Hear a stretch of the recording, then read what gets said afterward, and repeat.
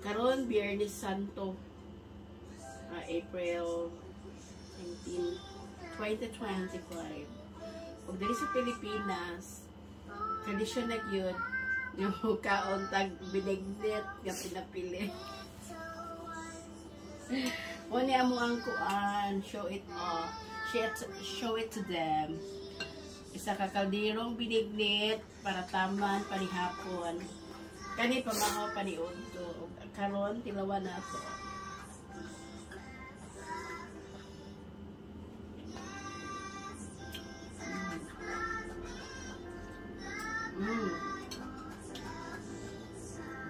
Lami pud ba ya?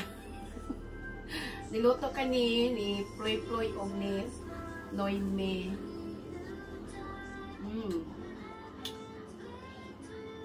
Maunta ninyo. Palit lang nga nga buslot ang bumbong. Kung ilahan mo ko ng balay mo.